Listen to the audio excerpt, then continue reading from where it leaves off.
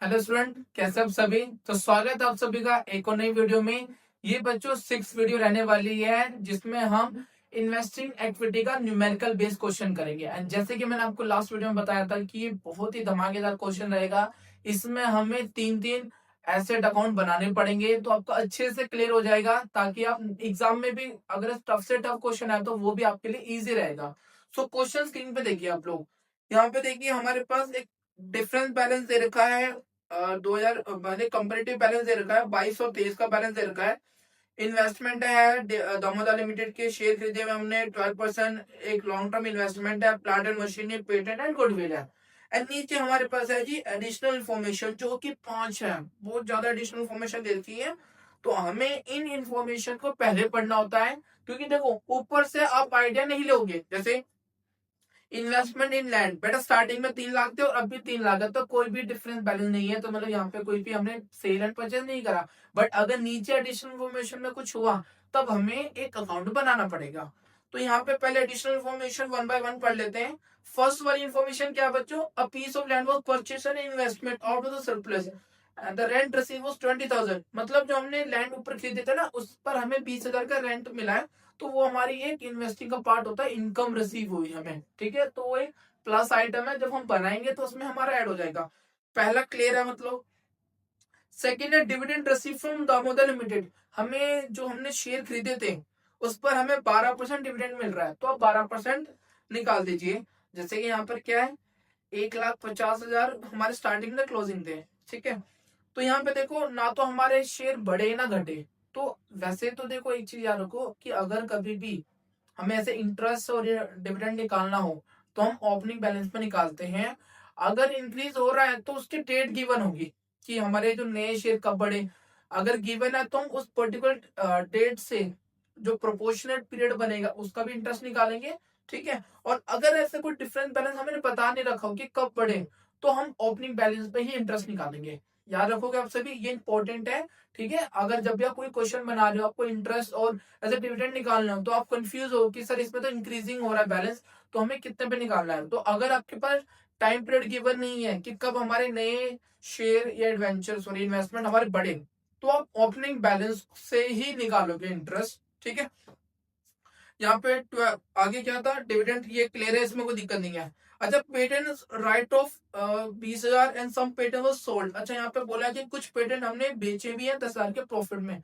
तो भाई यहाँ पर हमें ये नहीं पता कितने वाले बेचे हैं हमने, तो यहाँ पे अकाउंट बनाना पड़ेगा। चलिए भाई, सबसे पहला हमारा जो वर्किंग नोट बन रहा है वो पेटेंट का ही बन रहा है भाई। तो पेटेंट का यहाँ बना देते हैं, ध्यान से बेटा देखते रहेंगे आप लोग। पेटेंट अकाउंट बना रहे हैं भैया। अब पिछली वीडियो में बेटा मैंने सब कुछ क्लियर कर दिया था। तो जो इस वीडियो को देख रहे हैं, पुरानी वाली वीडियो भी होपफुली उन्होंने देखी होगी। यहाँ से हम फटाफट बैलेंस देखते चलते हैं। ओपनिंग बैलेंस हमारा कहाँ आता है ये मैं बता चुका हूँ। ठीक है, कंफ्यूजन नहीं होनी चाहिए। स्टार्टिंग में हमारे पास जो पेटेंट थे वो 1 लाख के थे, कोई दिक्कत नहीं है। और जब साल खत्म हुआ तो हमारे जो पेटेंट है वो कितने के रह गए? 70 के रह गए। चलिए 70 के लिख दिए। यहाँ पे बोला है कि हमने हमारे कुछ पेटेंट राइट ऑफ हो गए, मतलब नुकसान हो गया ना, अमोटाइज बोल सकते हो, पेटेंट अमोटाइज बोल दो आप इसे, या स्टेटमेंट ऑफ पेंडर बोल दो। तो हमारे ये पेटेंट खत्म हो चुके हैं, बुक से हटा दिए हमने। कितने के? 20,000। तो यहाँ पे कम हो जाएंगे। देखो जब डिक्रीज होता है तो यहाँ लिखते हैं और इंक्रीज होते हैं तो यहाँ लिखते हैं। एसेट अकाउंट का ये लॉजिक आप याद रखें। इसके बाद हमने 10,000 के प्रॉफिट में बेचा, तो यहाँ पे आप देख सकते हो profit on sale of patent. ठीक है, और ये वाला बैलेंस आपको पता है ना, हमारे प्रॉफिट को बढ़ा रहा है तो ऑपरेटिंग एक्टिविटी में भी जाएगा। बट अभी हम ऑपरेटिंग तो बना नहीं रहे, तो अभी इन्वेस्टिंग पे ध्यान दीजिए। 10,000 यहाँ पे हम लिख देते हैं। और कोई बैलेंस नहीं आ रहा। यहाँ ये वाली साइड देखो बड़ी आ रही है। मैंने बताया था डेबिट बढ़ा है, इसका मतलब हमने परचेज करा है, और सॉरी सेल करा है। तो कितना सेल करा है वो देख लेते हैं। टोटल आना चाहिए भैया 1,10,000, जबकि आ रहा है 70 और 20 90। तो डिफरेंस बैलेंस कितना है? डिफरेंस बैलेंस ही हमारा सेल आता है यहाँ पर। ठीक है, तो बाय बैंक ये हमारा सेल बैलेंस आ गया। कितना आ गया? 20,000। फर्स्ट वर्किंग नोट हमारा बन चुका है, जब हम क्वेश्चन बनाएंगे तो वहां पे इसका यूज रहेगा। सेकंड क्या है? पेटेंट वाला डन है। सेकंड क्या है, फोर्थ वाले पे मशीन कॉस्टिंग है, हमने मशीन बेची है बच्चों 35,000 की, तो इसको भी बना लेते हो। तो ऊपर देखो प्लांट एंड मशीनरी अकाउंट दे रखा होगा, तो यहाँ पे प्लांट एंड मशीनरी अकाउंट बना देते हैं। एक और बनेगा हमारा plant and machinery account. Opening closing balance फटाफट लिख लेते हैं कि स्टार्टिंग में हमारे पास कितनी मशीनरी का बैलेंस था। 6 लाख स्टार्टिंग में था, लास्ट में 7 लाख है। आप क्वेश्चन वहां देख सकते हो, ठीक है। Balance CD 7 lakh. इसके बाद हमारे पास क्या है, हमने अब देखो, अब इसको इन्फॉर्मेशन को ध्यान से समझना, ठीक है। यहाँ पे मैं बनाता हूँ, जैसे इधर मैं नोट कर लेता हूँ, यहाँ पे समझिए, ठीक है। वर्किंग नोट समझ लो, कुछ भी समझ लो, रफली रफली वर्क कर रहे हैं कि 80,000 की बेटा मशीन की कॉस्ट वैल्यू थी, जिस पर 30,000 का डेप्रिसिएशन प्रोवाइड कर दिया हमने। तो 80,000 की 30,000 डेप्रिसिएशन हो गया, तो जो आज उसकी बुक वैल्यू थी वो 50,000 थी। मतलब 50,000 में उसको सेल करना था, ज्यादा में बेचे तो गेन, कम में बेचे तो लॉस। जबकि हमने कम में ही बेचा है। कितने में बेचा है, 35 में बेचा है भैया। 35 में बेचा है, तो 15,000 हमारा सीधा सीधा लॉस आ गया, ठीक है। यहाँ पे हमने सेल वैल्यू यहाँ पर आती है बाय बैंक करके, कितने में सेल करा था, जितने में सेल करते हैं बेटा वो लिखते हैं। लॉस एंड गेन से हमें मतलब नहीं है, प्राइस कितना मिला हमें 35, ठीक है। लॉस हुआ था तो यहाँ पे लॉस ऑन सेल ऑफ ये भी लिखेंगे हम, कितने का लॉस हुआ था 15 का, तो 15 यहाँ पर आ जाएगा। डन है भाई। एंड यहाँ पर क्या है, डेप्रिसिएशन चार्ज है।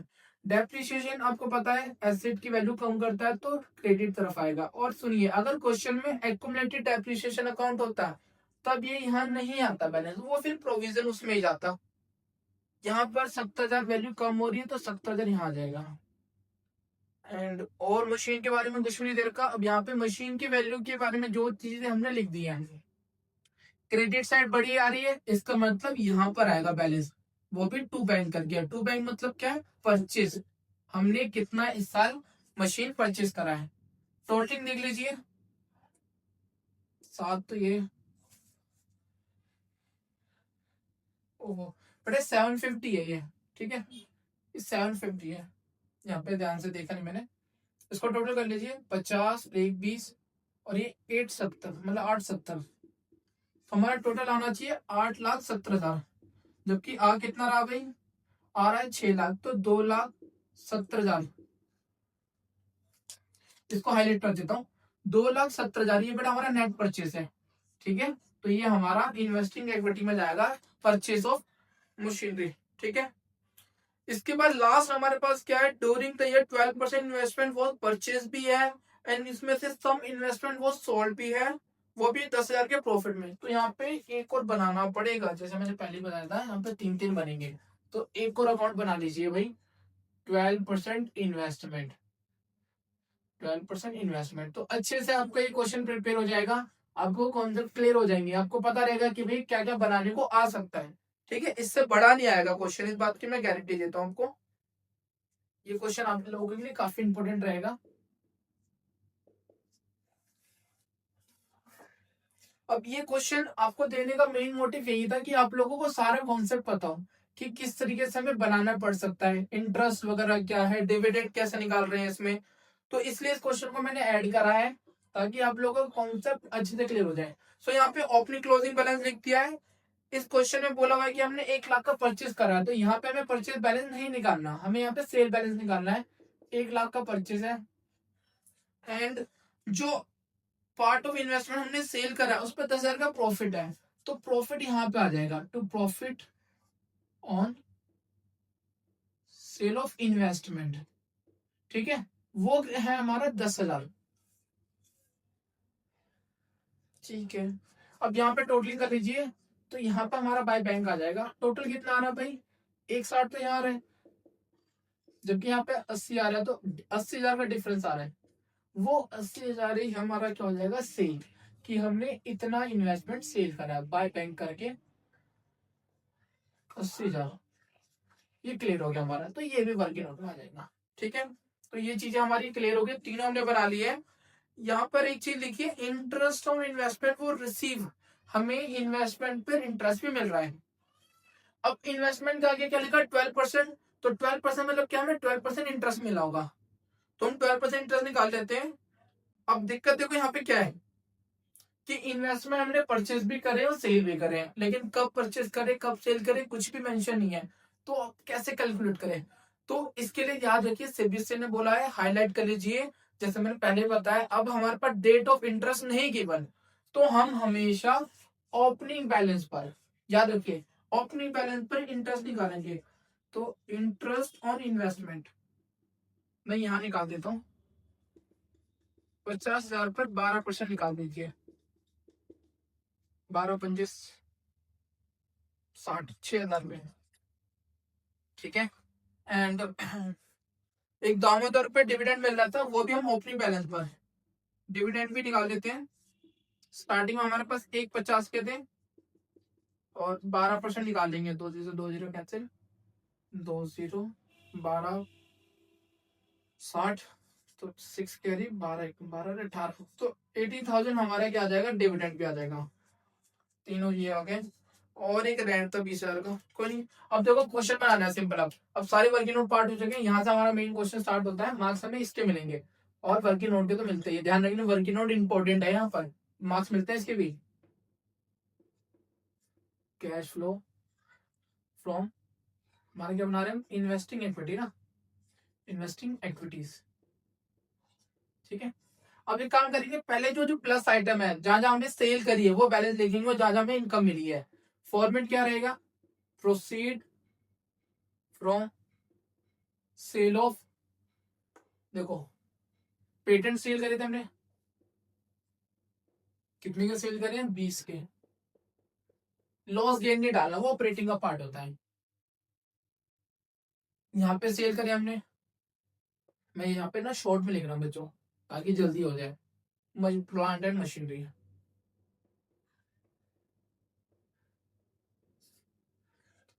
35 का है, 35 लिख देंगे बैलेंस। इसके बाद ये रहा भाई एक balance, investment proceed from sale of 12% investment, कितना है, 80,000 का। अब इनके रेंट वगैरह जो मिल रहा था हमें, रेंट रिसीव 20 था, रेंट रिसीव हो जाएगा। और क्या मिला था हमें, इंटरेस्ट रिसीव और डिविडेंड रिसीव, कितने कितने मिले थे, एक मिला था 6,000 इंटरेस्ट रिसीव मिला था, ठीक है। फॉर्मेट देखिए बेटा, आपको एक्यूरेट फॉर्मेट से ही करना, मार्क्स आपके यहीं कट जाते हैं, फिर आप लोग गलत गलत उल्टा कर देते हो, आपको एक्यूरेट फॉर्मेट में करना है। ये सारे प्लस आइटम हो गए और तो कुछ नहीं था, ठीक है। इंटरेस्ट वगैरह हो गया हमारे पास, ठीक है। इसके बाद परचेज देख लेते हैं हमने क्या क्या परचेज करा है। तो पहले जो ऊपर था,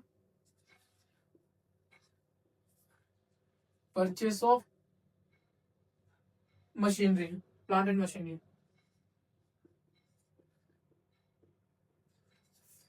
कितना परचेस करा बेटा, 270, इसको हम माइनस में देखेंगे इस तरीके से। इसके हमने क्या परचेस करा, 12% इन्वेस्टमेंट परचेस करे हमने, 1 लाख आ गया हमारा। इसके बाद यहाँ पे कुछ सा ये लिख लिया हमने, ये डन है, ये डन है, ठीक है, 2 परचेस करें। अब और एक बार क्वेश्चन में देख लो कुछ रह तो नहीं गया यहाँ पर। तो इन्वेस्टमेंट लैंड बेटा सेम है, तो कोई बड़ा नहीं, दमोदर लिमिटेड ये भी सेम रहते हैं।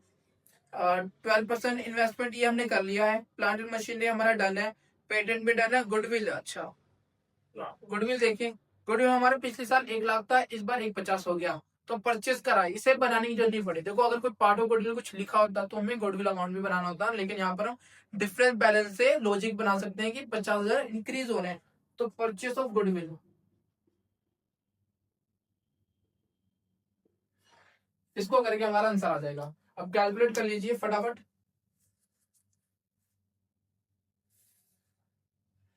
2 3 4 20, तो 4 20 तो ये आ गया हमारा, 4 20 तो ये आ गया, माइनस करना है इन वाले प्लस वाले आइटम को,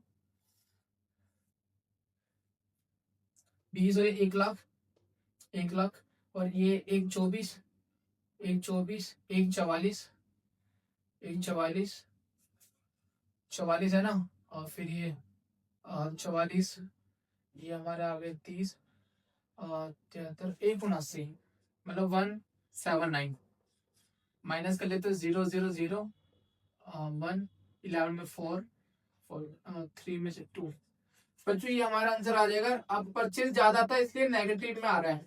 नेगेटिव वालों के लिए लिखोगे cash use in investing equity. ठीक है, डन है हमारा क्वेश्चन। होपफुली आपको क्वेश्चन अच्छा लगा होगा। मिलते हैं नेक्स्ट वीडियो जिसमें हम और एक और बेसिक जान लेंगे फाइनेंसिंग और उसका न्यूमेरिकल क्वेश्चंस। तो बाय, टेक केयर।